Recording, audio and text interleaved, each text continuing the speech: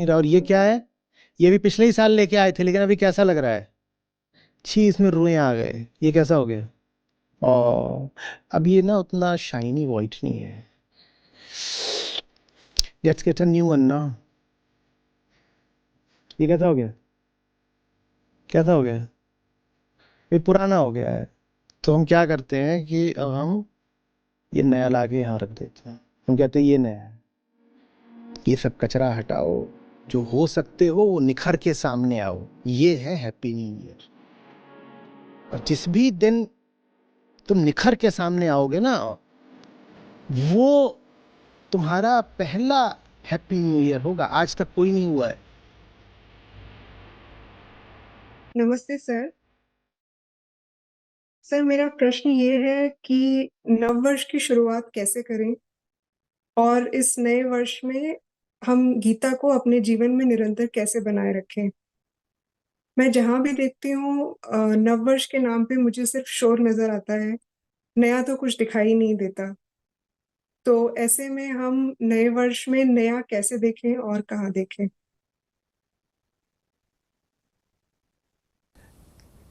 क्या पुराना है पहले तो ये पहचानना पड़ेगा ना।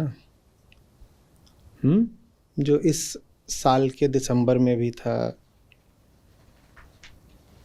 मई में भी था, जून में भी था, 2022 में भी था, 21 में भी था, 20 में भी था, पहले तो वो सब पहचानना पड़ेगा ना।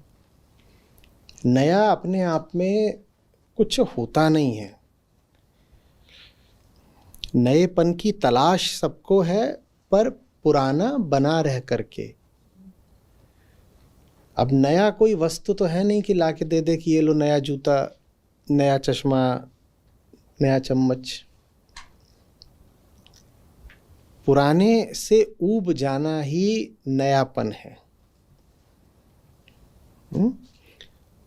2024 लग जाएगा और उसमें आप वही पुराने व्यक्ति हो, तो बाकी आप नए कपड़े कर लो, नई जगह घूम आए, नई दो चार कोई किताब पढ़ ली, कहा कि अब मैं एक नया काम करूँगा,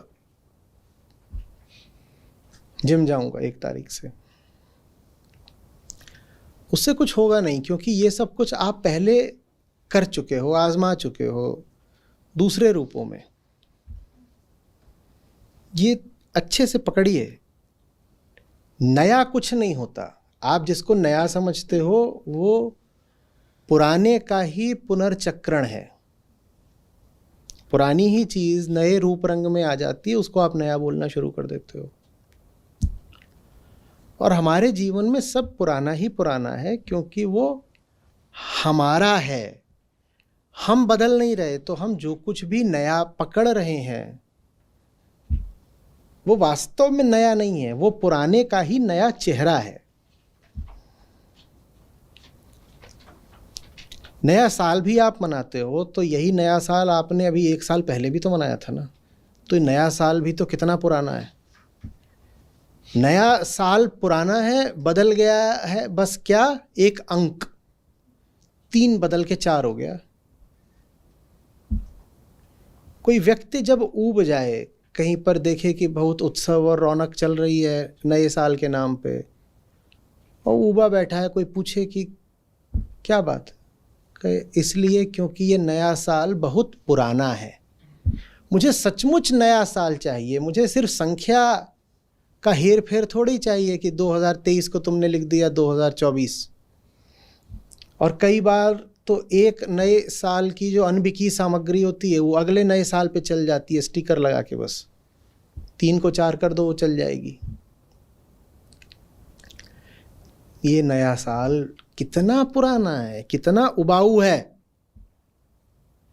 जब आपको दिखने लगता है कि सब पुराना ही पुराना है, हम अपने को ही धोखा देते रहते हैं, कभी कपड़े बदल के, कभी संख्याएं बदल के, कभी नाम बदल के, कभी काम बदल के, तो नएपन की शुरुआत होती है। वो नयापन ऐसा नहीं है कि आपने अपनी हस्ती में कुछ जोड़ लिया, कोई नया काम पकड़ लिया, कोई नया विचार पकड़ लिया। वो नयापन वास्तव में बस पुराने से मुक्ति का नाम होता है। नया आपको मैं कहाँ से कुछ दे दूँ? ये नया है क्या? इसमें क्या नया है? ये धातु है, ये धातु बहुत संभव है कि ये रिसाइकल्ड हो, नहीं भी है मान लो सीधे सीधे ये ओर से आ रही है, खनिज से, तो मिट्टी से आ रही है, मिट्टी नई है क्या? इसमें नया क्या है? मनुष्य ने पात्र तो न जाने कब से बनाए हैं, और जब पात्र नहीं होते थे तो जीव ऐसे अपने हाथों में अंजुलि बना करके पी लेते थे। इसमें और इसमें नया क्या है? हम नहीं बदल रहे तो हमारी जिंदगी में कुछ नया बदलाव कैसे आ जाएगा? अपने पुरानेपन को त्यागना होता है। यही नए का उत्सव है। पुराने को हटाना ही नए को आमंत्रण है। आमंत्रण भी मैं गलत बोल रहा हूं। जानने वालों ने इसको बड़े एक रोचक तरीके से कहा। उन्होंने कहा वो जो नया है ना वो सबसे पहले से मौजूद है, पुराना नए के बाद आया है। फिर से बोलो, क्या बोला? बोलो नया पहले से था, पुराना नए के बाद आया है। नया पहले से था, पुराना नए के बाद आया है। अच्छा चलिए इलाज करवाते हैं आपके दिमाग का। बेचारे ज्ञानियों के साथ यही होता है, कुछ बोल रहे तुरंत उनके दिमाग के इलाज की बात शुरू हो जाती है। बोले हाँ ऐसा ही है, ऐसा ही है। नए को अभी नहीं आना है, नया तो पुराने से भी पुराना है। नया पहले से था। आप सोचते हो पुराना रखा हुआ है और अब कुछ नया करेंगे? नहीं नहीं नहीं नहीं, नहीं। नया है, पुराना उसके ऊपर बैठ गया है। नया है, the new is that which is. जो है उसी को कहते हैं नया। नया है, पुराना उसके ऊपर धूल की तरह बैठ गया है। और धूल भी ऐसा नहीं कि थोड़ी सी धूल, धूल की परत दर परत ऐसे सख्त होके पपड़ी बन के चढ़ गई है उस पर। तो नए को लाना नहीं पड़ता, नए को अनावृत करना पड़ता है, उद्घाटित करना पड़ता है। कैसे? पुराने की पपड़ियां उतार उतार के। ये है नए का उद्घाटन। इसलिए मैंने कहा नए को आमंत्रित करना, ये बात बहुत सटीक नहीं है। आमंत्रित तो उसको किया जाता है जो कहीं दूर का हो, बाहर का हो, जो गैर मौजूद हो, उसको आमंत्रित करके कहते हैं कि आ जाओ। नया तो वो है जो पुराने से भी पहले से मौजूद है, उसको आमंत्रित क्या करोगे? उसको बस उद्घाटित किया जाता है, रिवील करते हैं, उसको डिस्कवर करते हैं। उसके ऊपर कवर चढ़ गया है। किसका कवर चढ़ गया है? धूल का कवर चढ़ गया है, तो उसको डिस्कवर करते हैं। पुराने को हटाओ तो नए की डिस्कवरी होती है। और हमारा क्या तरीका है? हमारा ऐसा है, देखो ये मान लो ये है जो एकदम मूल तत्व है, जो नया, जो सदा नया ही रहता है। इसका स्वभाव क्या है कि ये सदा नया रहता है, कभी पुराना नहीं पड़ सकता। अब इस पर बहुत सारी चीजें जम गई। ये जम गया डुम। बताओ नया किसको दिख रहा है? नया किसको दिख रहा है? नया तो किसी को दिख नहीं रहा। और ये क्या है? ये भी पिछले ही साल लेके आए थे, लेकिन अभी कैसा लग रहा है? छी, इसमें रुएं आ गए। ये कैसा हो गया? और अब ये ना उतना शाइनी वाइट नहीं है। Let's get a new one ना। ये कैसा हो गया? कैसा हो गया? ये पुराना हो गया है। तो हम क्या करते हैं कि अब हम ये नया ला के यहाँ रख देते हैं। हम कहते हैं ये नया है, और जो सचमुच नया है वो नीचे रो रहा है बैठ के, कह रहा है अरे कोई इधर भी देख लो। हम नए के नाम पर पुराने को कायम रखते हुए उसके ऊपर कोई और पुरानी चीज डाल देते हैं जो उस वक्त नहीं लग रही होती है। अब अगले साल क्या करोगे? अगले साल क्या करोगे?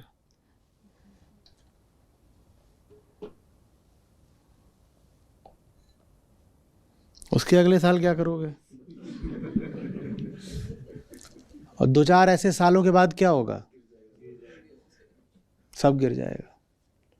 क्या नहीं गिरेगा? जो नया है वो नहीं गिरेगा, वो अपनी जगह पड़ा रहेगा। जोड़ना नहीं है, हम क्या कर रहे थे इतनी देर से? किसके ऊपर जोड़ रहे थे? हम पुराने के ऊपर पुराने को ही जोड़ रहे थे। हम पुराने के ऊपर ऐसे पुराने को जोड़ रहे थे जो अभी नया लगता है। जोड़ना नहीं है, घटाना है और फिर बजानी है ताली। नया एब्स जैसा होता है। कैसा होता है? एब्स जैसा। कोई है दुनिया में ट्रेनर जो बोले कि मैं तुम्हारे एब्स जोड़ दूंगा? तो मैंने बोला अपने ट्रेनर से एक बार, मैं बोला क्या शानदार एब्स हैं, क्या बढ़िया एब्स हैं आपकी। तो बोला हैं तो आपकी भी बहुत शानदार, बस आच्छादित हैं, ढकी हुई हैं। ऐसा नहीं कि आपके नहीं हैं, ऐसा नहीं कि किसी के भी नहीं है, बस मेरे पास सिर्फ एब्स हैं और आपके पास एब्स के अलावा भी बहुत कुछ है जिसने आपकी एब्स को ढक रखा है। तो नया एब्स जैसा होता है। उसके ऊपर जो कुछ चढ़ गया है वो हटाना होता है। एब्स कहीं से जोड़नी थोड़ी होती हैं कि गए हैं और एब्स में भी सिलिकॉन लगवा के आ गए और बढ़िया दिखाई दे रही हैं, फूली फूली फूली फूली। 16 पैक बनवा लो, उसमें फिर क्या रखा है? समझ में आ रही है बात? फालतू की चीज हटानी है, तो फिर जो शेष रहता है आप पाते हो नवीन है, सुंदर है। कल हम बात कर रहे थे ना कि अहंकार एक अधिकता है, एक्स्ट्रा, आधिक्य, वो जिसकी जरूरत नहीं पर है। तो जो नया है अगर वो एब्स जैसा है तो अहंकार किसके जैसा है? चर्बी। लिखो, नया एब्स है और अहंकार चर्बी है। इसलिए वेदांत की प्रक्रिया नेति नेति की है।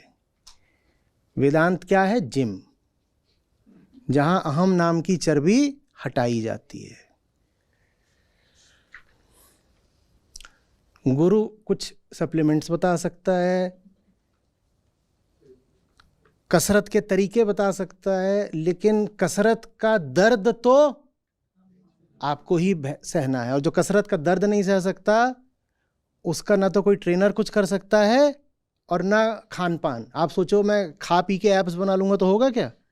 कसरत कर नहीं रहे, खा पी बढ़िया रहे हो तो क्या होगा? हाँ, बढ़िया वाले।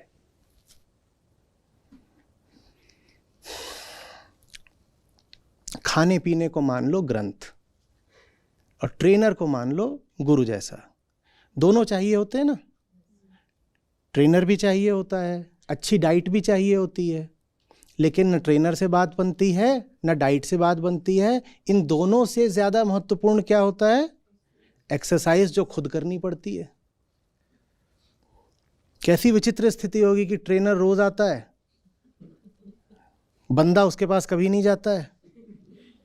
हाँ, लेकिन उसने जो खाने पीने की चीज़ें बताई हैं वो खूब खाता है। कैसे?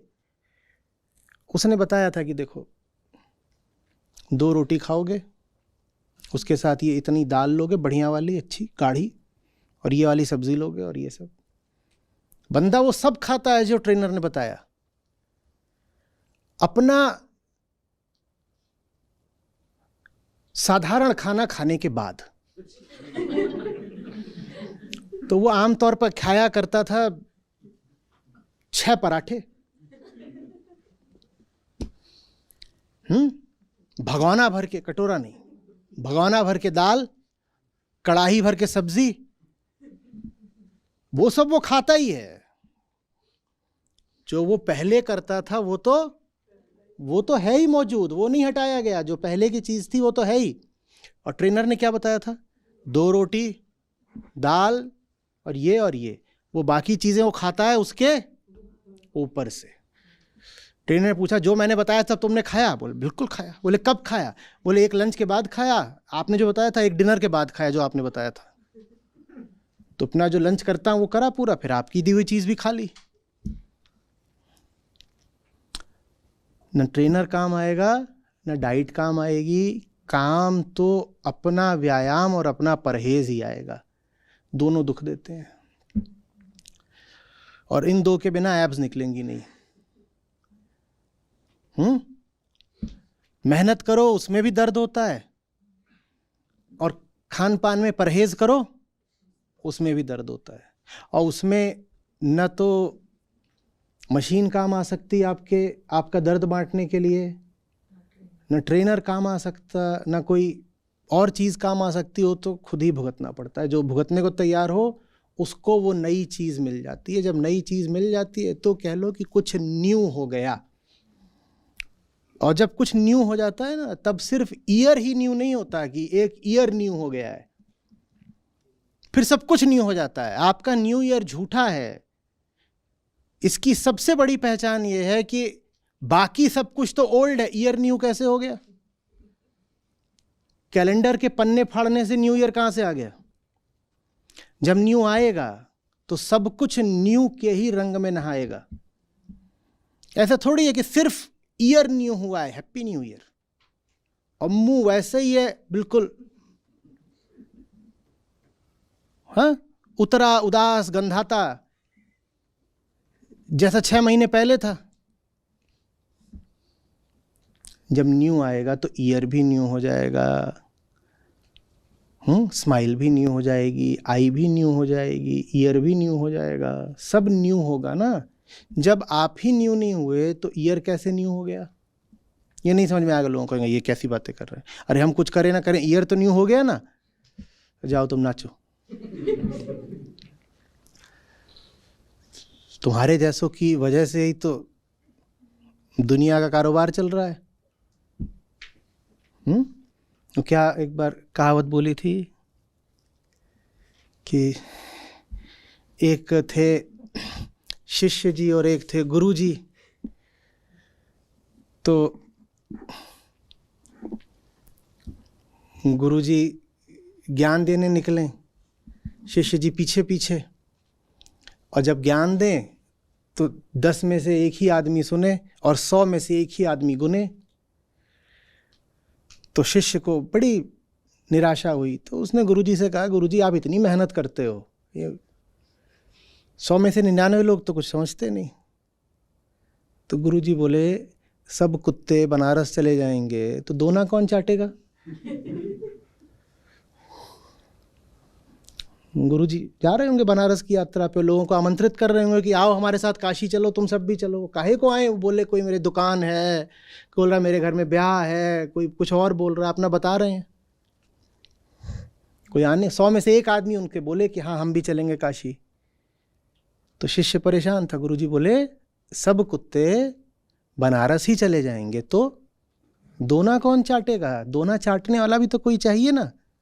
वैसे ही अगर सबके जीवन में जो न्यू है, नवीन है, नित्य है, जो नित्य है सिर्फ उसी को नवीन बोल सकते हैं, सबके जीवन में अगर वो आ गया तो ये जो सब मूर्खताएं चल रही हैं इनको कौन संभालेगा? पर आप प्रश्न पूछ रहे हो तो आपको कहे दे रहे हैं। ये हैप्पी न्यू ईयर करने से न तो कुछ हैप्पी हो गया और न कुछ नियर हो गया। रही बात ईयर की, तो वो तो 3 का 4 है। आप खुद नाप रहे हो कि ऐसे होता है तो इसको 1 साल बोलते हैं। आप चाहो तो कोई और भी पैमाना निर्धारित कर सकते हो। किसने आपसे कह दिया कि फरवरी 28 की होनी और मार्च 31 की ही होनी है? आपने तय करा, ठीक है। तो ये तो 3 का 4 करने से कोई न्यूनेस नहीं आ जाती। और न्यूनेस अगर 3 का 4 करने से आ सकती होती तो आप अपनी जिंदगी में कम से कम 30 बार 1 का 2, 2 का 3, 3 का 4, 4 का 5, 5 का 6 कर चुके हो कि नहीं कर चुके हो? यहां जितने लोग बैठे हैं उनकी जितनी उम्र है उतनी बार वो 2 का 3, 4 का 5 कर चुके हैं। क्या न्यू हो गया उससे? तो हैप्पी न्यू ईयर क्या रो रहे हो?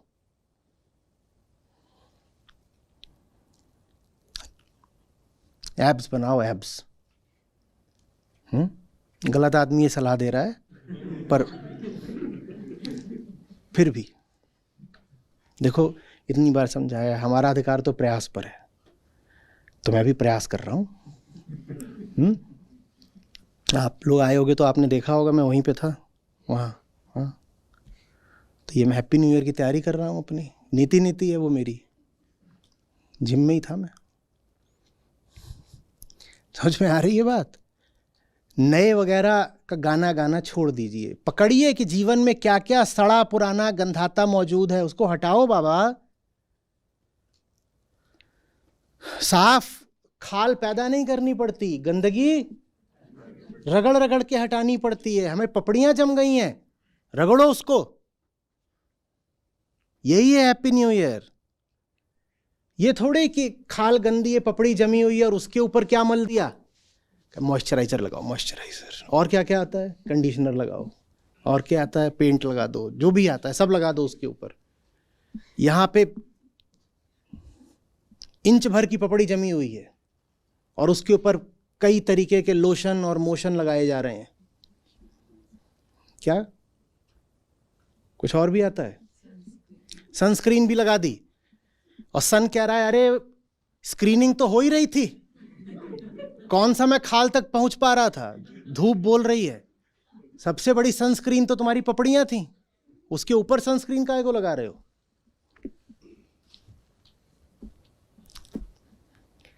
हम अपने ही होने से उबे हुए लोग हैं, पर हम बहुत झूठे लोग हैं। तो हम अपनी ऊब को उल्टे पुल्टे नाम देते हैं। हम कहते हैं मैं इस चीज से उबा हूं, मैं उस चीज से उबा हूं, मैं उस चीज। नहीं, you are just fed up of yourself, your own being.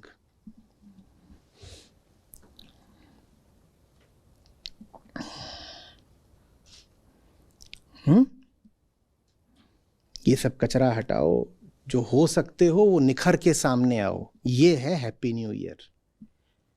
और जिस भी दिन तुम निखर के सामने आओगे ना, वो तुम्हारा पहला हैप्पी न्यू ईयर होगा। आज तक कोई नहीं हुआ है।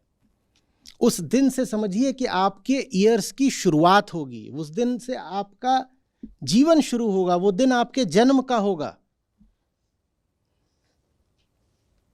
अगर आप अपनी उम्र वर्षों में नापते हैं तो उस दिन आपका फर्स्ट ईयर होगा।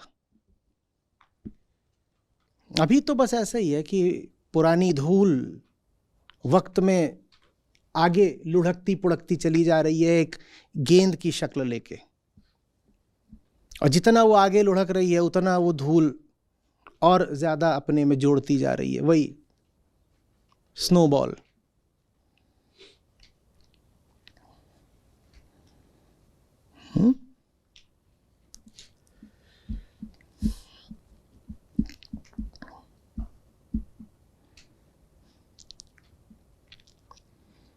ये किसी काम का जवाब तो था नहीं। नहीं सर, समझ आ गया। चलिए, अच्छा है, समझ आया तो। Thank you sir. जी। आज ही मैं फर्स्ट टाइम सीख शेयर कर रही हूँ अपनी। वैसे मैं आ चुकी हूँ सेशंस, 2 सेशंस मैंने अटेंड किए आके, लेकिन अभी तक मैंने ऑनलाइन स्क्रीन पे सीख शेयर नहीं किया था। जी जी, बहुत बढ़िया, बोलिए। आज तो आज के सेशन से मैं 3-4 लाइन बताना चाहूंगी कि जैसे कि आज आचार्य जी एक डायलेक्टिक्स के फॉर्म में हमें बताएं कि बीइंग, नॉन बीइंग और बिकमिंग, जिसमें बीइंग हम आत्मा को संबोधित कर रहे हैं, नॉन बीइंग अहम, और बिकमिंग यानी जगत। तो इसमें एक पॉइंट था कि अहम का तो अपना कोई अस्तित्व नहीं होता, तो वो हमेशा सत्य के विरोध में ही रहकर जिंदा रह सकता है, और उसी से हमारा एक अस्तित्व बन जाता है कि एक तो हम परेशान रहते हैं और हमें ऐसा लगता है कि हम जिस तरफ जा रहे हैं वहां से हमारी परेशानी मिट जाएगी। और इसी से संबंधित कि अहम यानी वो इनफाइनाइट के सब्स्टिट्यूट में बहुत सारी फाइनाइट चीजों को इकट्ठा करके उससे आत्मा की जगह को पूर्ति करना चाहता है। और इससे बेहतर है कि जो हमारे संत हमको सिखा गए हैं, एक साधे सब सद है। और गुरु नानक जी का कोट है कि एक ओमकार सतनाम। जी। और इसी पे जैसे आचार्य जी बताए हैं कि मनुष्य की पहचान ही है कि वो रेशनैलिटी की तरफ आगे बढ़े, यानी रिफ्लेक्शन और डेलिब्रेशन इन दोनों को हमेशा साथ लेकर चले। और एक लाइन जो आचार्य जी बोले हैं वो बिल्कुल मुझे अभी याद हो गई है कि दिल में उसकी प्रतिमा लेकर घूमते हो, फिर क्यों नहीं तुम्हारे कर्मों में ईमानदारी है। तो ये चीज मुझे सीखने की बहुत ज्यादा जरूरत है, कर्मों में ईमानदारी। जी मैं गीता जी के श्लोक का काव्यात्मक अर्थ अभी बोलना चाहूंगी। बिल्कुल। आत्मज्ञान के प्रकाश में अंधे कर्म सब त्याग दो, निराश हो निर्मम बनो, ताप रहित बस युद्ध हो। धन्यवाद। धन्यवाद सत्या जी। जी, बहुत अच्छा किया आपने कि आप आई हैं, सीख शेयर करें, आगे भी आप आते रहिए। जरूर, थैंक यू।